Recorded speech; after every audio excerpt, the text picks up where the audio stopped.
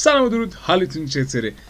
توی این قسمت قرار کاراکترمون رو رنگ کنیم. من این کاراکتر بغلش که یک زاویه دیگه بود رو توی یک فایل دیگه طراحی کردم و خب بعدا هم برای خودم رنگش میکنم، ولی خب الان میخوام نمای رو رنگ کنم که رنگ‌آمیزی هم یه دور دیگه با هم مرور کنیم. شاید خیلیاتون سوال بشه براتون، خب ما طراحی کردن این چیزا رو چندین بار تمرین کردیم.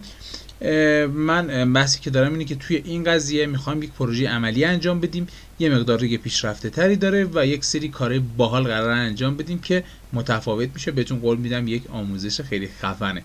بریم با هم دیگه رنگش کنیم.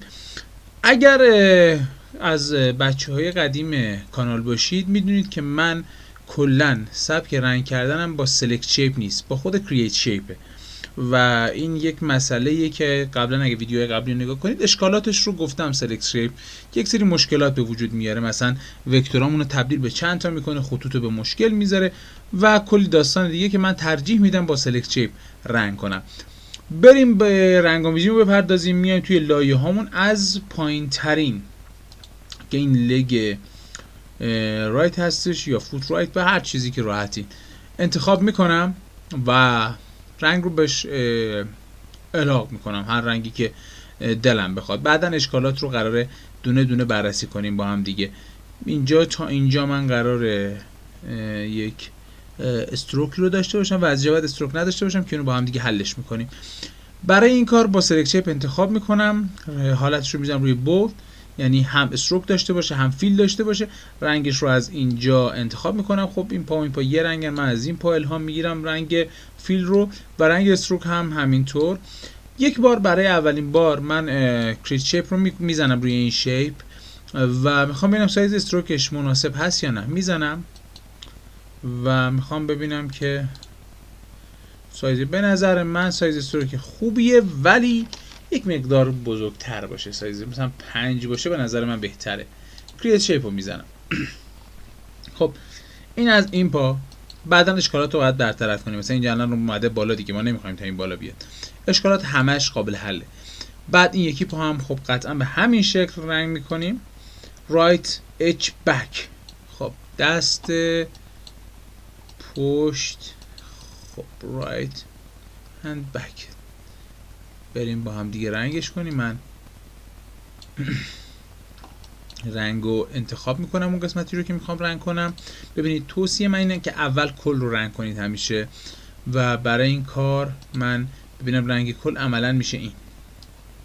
خب و استروک هم که همون استروکی که بوده خوبه. عرض به حضورتون کنم که رنگ داخلی رو حالا انتخاب میکنیم. برای رنگ داخلی من از این رنگ استفاده میکنم، کریت شیپ رو میزنم و رنگ داخلی خب نیاز به استروک نداره. برای اینی که استروکاش رو پاک کنیم میایم از ابزار هاید اج استفاده میکنیم. ببینید من این استروک ها رو نمیخوام، به همین سادگی این اجاش هاید شد. دیلیتش نکنید چون این کلا وکتورش رو پاک میکنه، یه موقع از دیلیت اج استفاده نکنید. بریم برای این یکی دست به همین شکل کل رو انتخاب میکنم. برای رنگ خب طبیعتا از این استفاده میکنم، کرییت میزنم و دقت کنید بچه اینجا از رو حالت بوس بر نداریم، بذارید روی حالت فیل، چون اینجا یه دفعه رنگ اینجا رو خالی میکنه، رنگ این برو. پس بذارید استروک رو داشته باشه، بعد استروک رو از اینجا همین تیکایی که نمیخوایم رو هاید میکنیم. رنگ رو مجددا روی رنگ دلخواهم میذارم، کرییت شیپ رو میزنم و میریم سراغ هاید اج. این اجرا هم هاید شد. بادی رو میخوام رنگ کنم.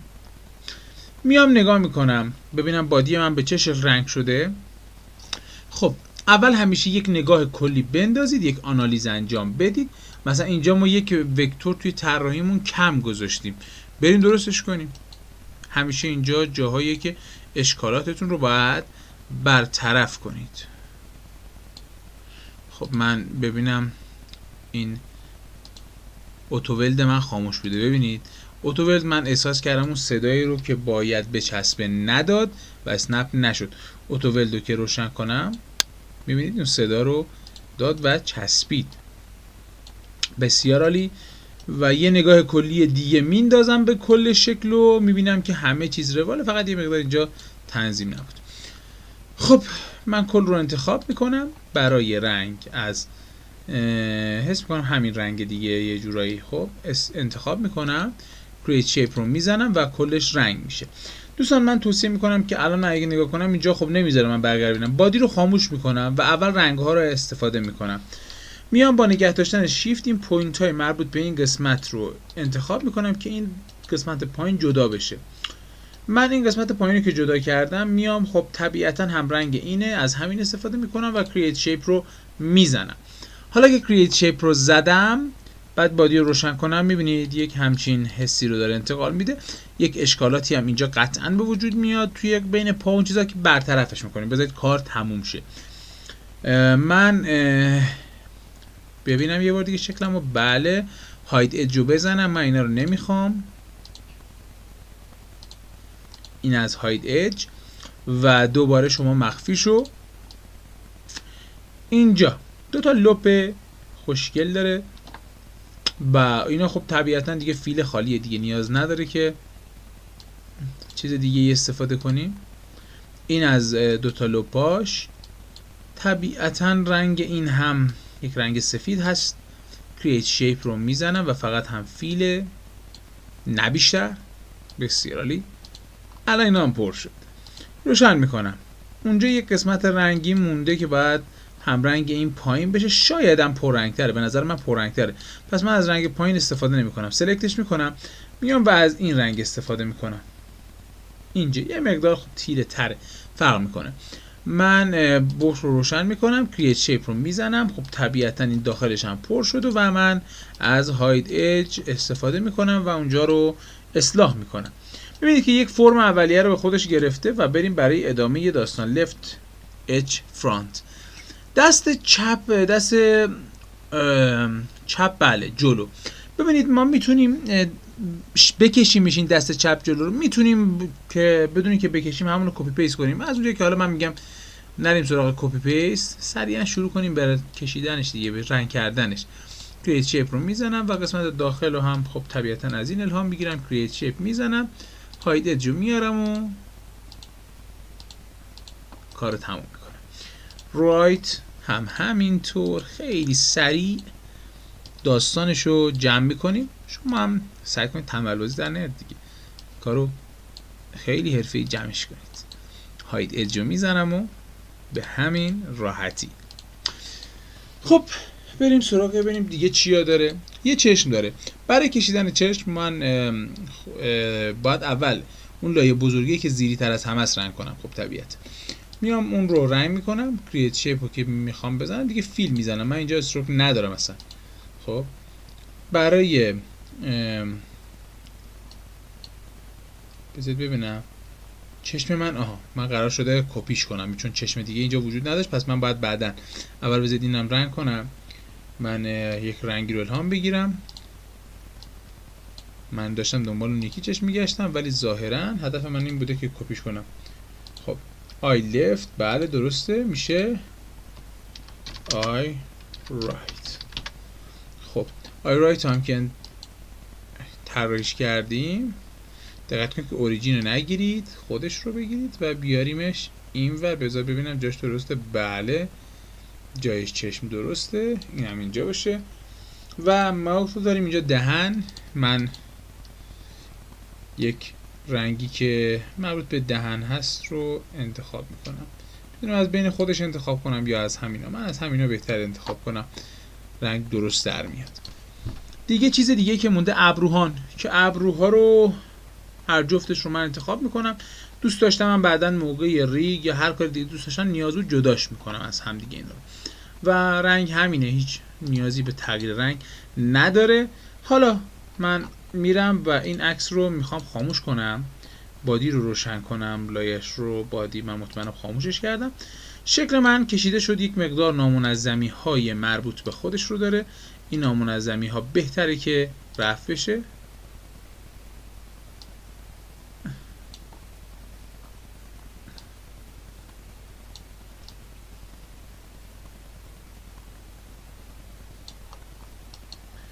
بذارید من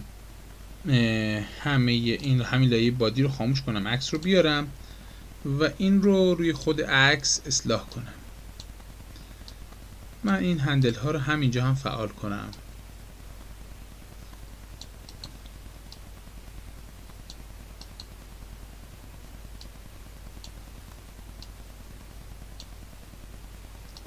یک نگاه بهتر بهش بندازم. سعی میکنم اینا رو خیلی گردتر و مرتبتر کنم.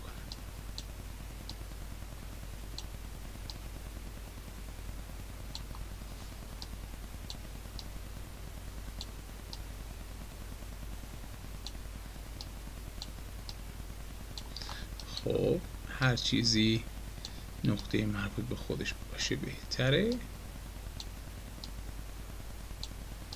اینجوری بهتر شده. من یک نگاه بندازم و احساس میکنم الان کمی بهتر شد.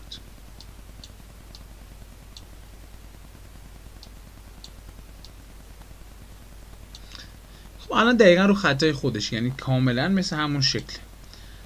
الان به نظر من اوکی. یک بار ببینم. بله به نظرم همین درسته. خب کارهایی که باید انجام بدیم اینه که من الان شکل رو دیگه بیارم اینور، یک نگاه بندازم.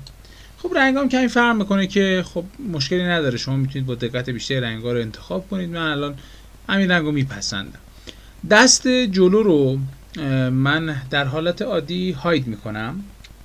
دستای جلو رو توی شرایط خاصی نیاز دارم و شاید حتی توی فرآیند ریگ کردن اصلا دست جلو رو حذف کنم و از یه تکنیک دیگه موقع ریگ استفاده کنم. این برای به اون لحظه ریگ من کاملا بستگی داره. دست پشت میمونه. خب استروک های من کلا یک مقدار کوچیک‌تر از استروک های خودش بود و این سلیقه منه. این رو خودتون میتونید طبق سلیقه خودتون اعمال کنید. من ترجیح دادم استروک های کوچیک‌تری استفاده کنم و این رو من کمی کشیده ترش کنم که به نظرم جالب تر میشه، اینا تیزتر بشن.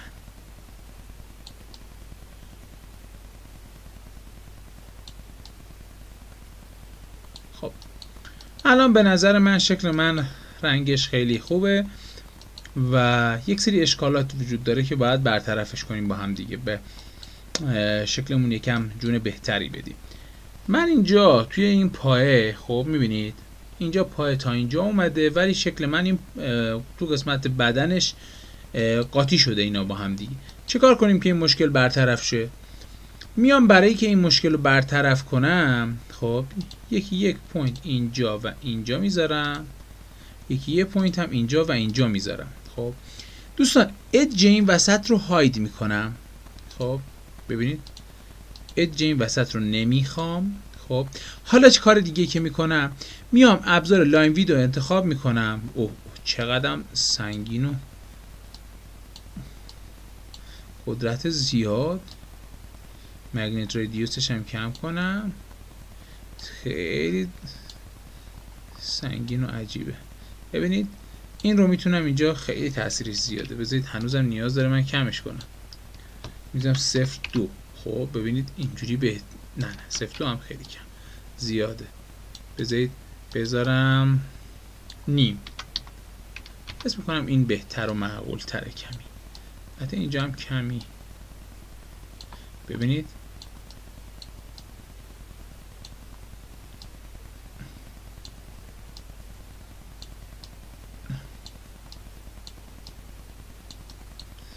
بعضی موقع ها مثل اینجا ببینید الان من کارم اونجوری که دلم میخواد اول درست میکنم.